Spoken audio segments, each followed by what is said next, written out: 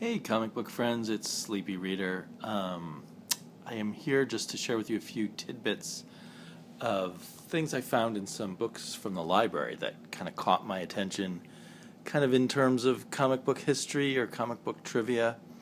The first one actually is from Peanuts. It's from one of these collections that covers 2 years worth of Peanuts, every single strip, and it's from 1952,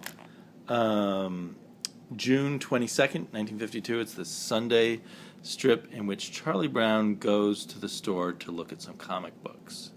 He says, I'm discouraged today, and when I get discouraged, a comic magazine is the only thing that will revive me. And then we see the comic book stand at the magazine store, or whatever it is, the newsstand. Let's see if I can get more of a focus here. It says, "For the kiddies." And Charlie Brown says, "What a beautiful, gory layout."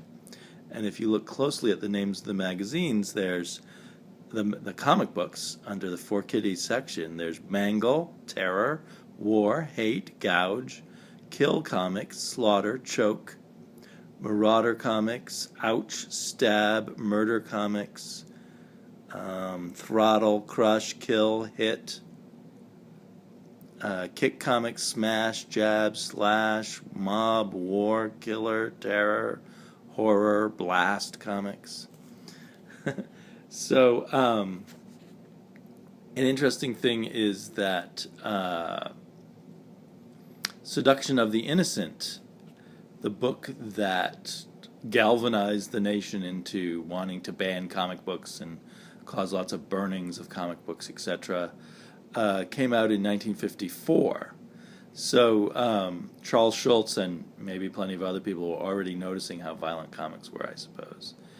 Now it may be, I don't know if Schulz is making fun of people who thought comics were all violent or making fun of comics themselves. There's certainly other strips where he shows reading comics as kind of a happy thing for the Peanuts kids. I don't think in later years he mentioned comic books, but in the early years of Peanuts, comic books show up pretty often. Every few months, Charlie Brown or one of his friends is reading a comic book. The joke in this one is that Charlie Brown completely knocks all the comics on the floor and then suggests that he ought to only have to pay half price because they've all been ruined. But anyway, I just thought that was interesting because I didn't know, I just wonder what people's awareness of what was going on or how they perceived how violent comics was before the book Seduction of the Innocent actually came out. Seduction of the Innocent came out in 54, and sometime during 54, it must have happened all pretty quickly because sometime, I think during 1954, they started the Comics Code Authority, and that was kind of the end of the atomic age of comics, or the golden age of comics, or whatever, however you divide it up. So yeah, that was interesting to me. And then skipping ahead to either the late Silver Age or the early Bronze Age, probably late Silver Age, in this book by Stan Lee, How to Draw Comics, which is a follow-up, I suppose, on How to Draw Comics the Marvel Way. This one came out from Dynamite. I don't know how long ago. I didn't really look at the dates or anything. 2010.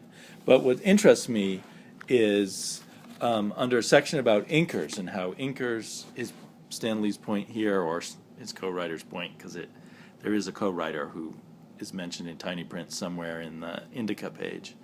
The point here, probably by Stan Lee, is that inkers sometimes have to do a lot of adjusting of the penciler's pages. And we got a page of Spider-Man. I don't know if he mentions what issue it is. I don't know that he does. Anyway, a Gil Kane penciled, John Romita inked issue of Spider-Man. And Lee's point here is that John Romita had to make a ton of adjustments of positioning of the characters, what they're wearing. If you look in the first panel, Aunt May is wearing a hat. She's not wearing a hat when when Peter Parker's consoling her here, he talks about how he had to shade out the crowd because he wanted to just emphasize the important people in the picture. And the same in this panel versus that panel. He took out people. He repositioned where Peter's face was from the original panel. But the other thing is he actually entirely changed the style, the expression on the faces. I mean, this Gil Kane art is something entirely different. And I was just utterly shocked at how far John Romita basically just redrew everything. I guess maybe Stan Lee told him to change this person into Flash Thompson. Was it not Flash Thompson, or did it not look the way they wanted Flash Thompson to look? But look at that face there, Flash Thompson crying. And then here's the inked version done by John Romita.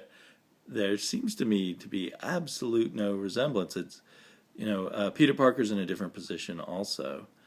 But, I mean, you almost wonder why they used a penciler. And I kind of, I've read about how Gil Kane was always pissed off about how he was inked. And I can definitely see that here. I mean, it feels like someone like Klaus Janson or Tom Palmer could have done a good job inking these kinds of things. But John Romita just basically subtracted almost everything that Gil Kane did. And you wonder what's the point of Gil Kane taking all the time and trouble to have drawn those faces. They even took away the up-the-nose business of Gil Kane's. So that's really weird to me. I mean, it suddenly makes me not understand how this comic book business works in a way. And what kinds of other amazing drawings we're missing out on. Now later, when Gil Kane inked his own work with felt-tip pens, it was simpler than this. I wonder if over time of doing drawings like this, if he started simplifying them anyway. Because he's really just being used as a breakdown artist, right? Just a rough sense of how the panels are set up remains. But other than that, it's just all John Romita. So, and like here, this figure is just that cool dynamic posing of Gil Kane. And that's completely taken away here where it's inked. Anyway, so these are just little bits of trivia that popped into my head as I was looking at these books. I was reading Peanuts with my daughter. I thought she might find this How to Draw Comics book interesting, but it didn't work for her. I kind of like this one by Stan Lee. This How to Draw Comics has a lot of interesting stuff in it. This other one, How to Draw Superheroes, is not very good.